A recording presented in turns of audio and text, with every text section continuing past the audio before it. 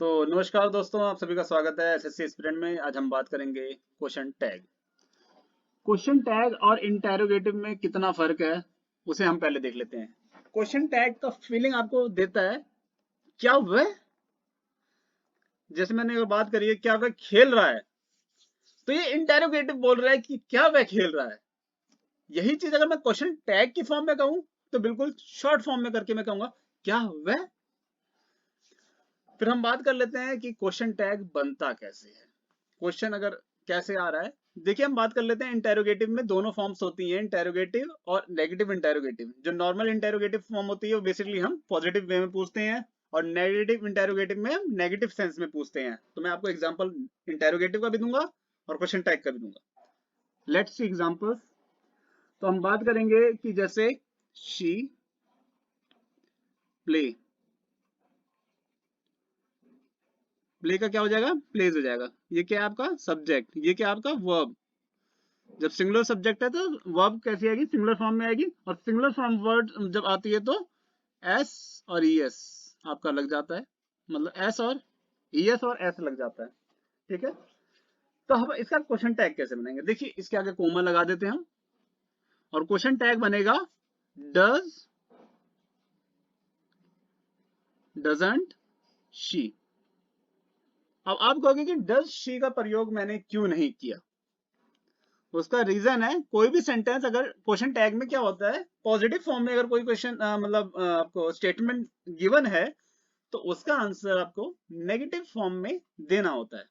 अब मैंने प्ले का यूज नहीं किया, अब मैं यही प्ले का अगर यूज कर दूं वो इंटेरोगेटिव फॉर्म हो जाती है आपकी। ठीक है। तो हम इसको एक बार और लिख लेते हैं, नीचे चेक कर लेते हैं कि आपको कोई भी डाउट ना हो। तो जैसे हमने और क्या, शी डज नॉट प्ले। अब इसका क्वेश्चन टैग बनेगा डज शी। अगर आपको स्टेटमेंट पॉजिटिव में गिवन है तो आपका जो क्वेश्चन टैग होगा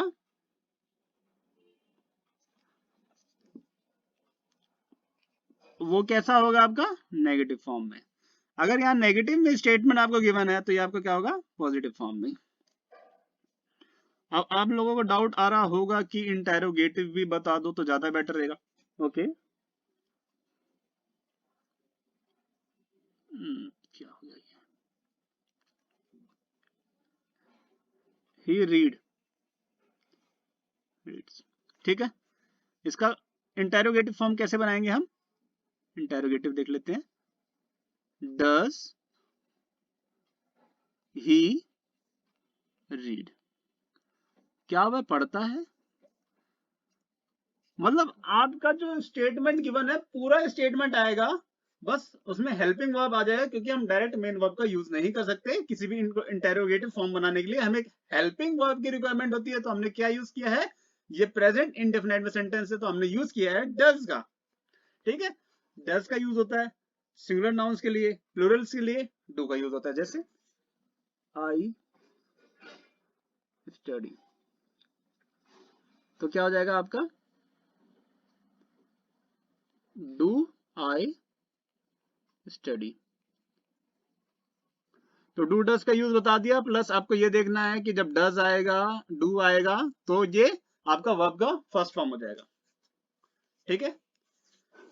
तो हमने ये जान लिया है कि ये हमारा क्या चीज है, इंटेरोगेटिव।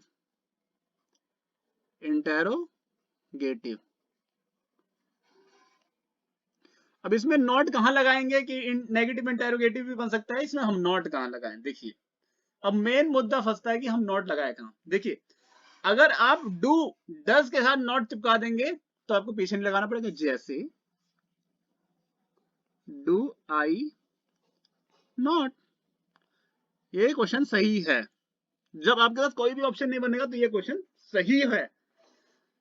मगर जब आपको एप्रोप्रिएट यहां पे क्वेश्चन में गिवन हो तो आप उसको छोड़ नहीं सकते ना। डोंट, डोंट आई, और ये पूरी तरह से सही है। ये आपका फर्स्ट प्रेफरेंस आपका यह रहेगा, ठीक है। और जब आपको जैसे आपको ऑप्शन में ऐसे ही फॉर्म में गिवन होगा तो आपको पहला प्रेफरेंस इसको देना है और सेकंड प्रेफरेंस इसको देना है, अगर जब मेंशन ना हो। तो ये हमने क्या करा, ये क्वेश्चन टैग है। हमने आपको बताया ऊपर इंटेरोगेटिव अलग बताया है, इंटेरोगेटिव में पूरी स्टेटमेंट आती है, क्वेश्चन टैग में हाफ स्टेटमेंट आती है, सब्जेक्ट और हेल्पिंग वर्ब, बस हाफ भी नहीं, हेल्पिंग वर्ब और सब्जेक्ट। तो मैं लिख देता हूं क्वेश्चन टैग में क्या क्या आता है आपका। क्वेश्चन टैग में आपका आता है helping verb,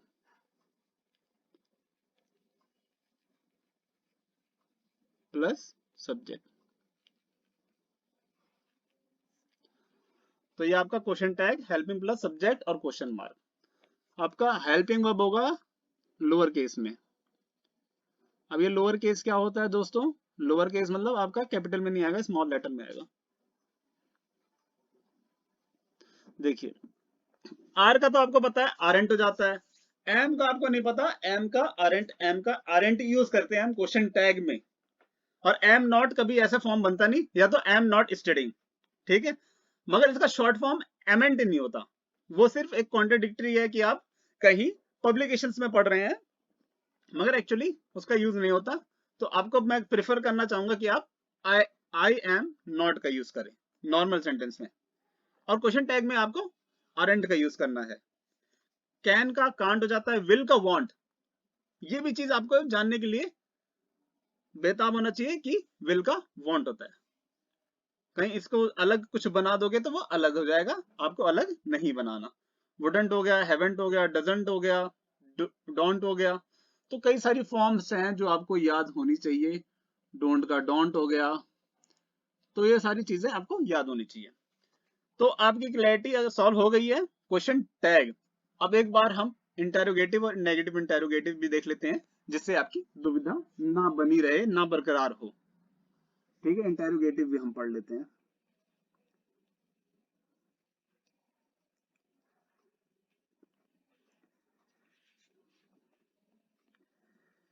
she play cricket.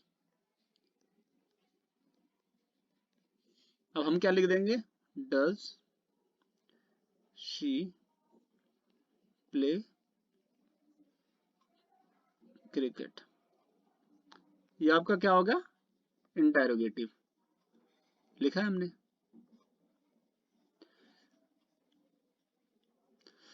अब डजंट मैं लगा दूं इसके आगे, doesn't she play, as it is उतार देंगे, क्वेश्चन मार्क। ये आपका क्या होगा, नेगेटिव इंटेरोगेटिव। ठीक है, तो आपको ये दुविधा नहीं होनी चाहिए, मन के अंदर कोई वहम नहीं होना चाहिए, आपको पता होना चाहिए। ठीक है, अब हम देख लेते हैं कुछ और चीजें। देखिए अगर आपको क्वेश्चन में कुछ मेंशन है, जैसे नोबडी, नन, एनीबडी, तो हम किसका यूज करेंगे, दे का यूज करेंगे as a subject. Doubt clear. जब ऐसी चीजें दिएंगी हम दे का यूज करेंगे, मतलब वो प्लूरल फॉर्म्स में होगा, कोई बंदा स्पेसिफाई नहीं है, किसी ने मेरी मदद नहीं करी तो दे का यूज होगा। ठीक है, और हम बात कर लेते हैं जब सेंटेंस में नेगेटिव फॉर्म गिवन है, सेंटेंस में नेगेटिव फॉर्म गिवन है, जैसे नॉट, नेवर, सेल्डम, और क्या होगा, हार्डली,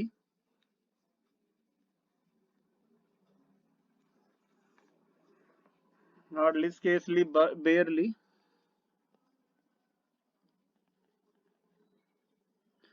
तो ये सारी चीजें दोस्तों जब आपको एग्जाम में गिवन है, तो आपको जो सेंटेंस चेंज करना है वो किस में चेंज करेंगे आप, पॉजिटिव में, क्योंकि ये खुद में ही स्टेटमेंट नेगेटिव है। ठीक है, अब पॉजिटिव हम देख लेते हैं वर्ड्स कैसे हो सकते हैं, कुछ पॉजिटिव्स, क्योंकि पता होना चाहिए। ऑलवेज समटाइम्स, और ऑफ्टन्स हो गया, तो ये कन्वर्ट होंगे नेगेटिव क्वेश्चन टैग में। इतना क्लियर आप सभी को? तो ये चीजें आपको पता होनी चाहिए। तो धन्यवाद दोस्तों, बाकी आप वीडियो के साथ बने रहें, आगे भी हम बहुत सारे डाउट आपके जो भी होंगे वो भी क्लियर करेंगे। आप कमेंट सेक्शन में मेंशन कर सकते हो आपको जो भी कोई डाउट हो इंग्लिश के रिगार्डिंग, कोई भी क्वेश्चन आपको पूछना है, क्वेरी है, तो आप इस पे कमेंट कर सकते हैं।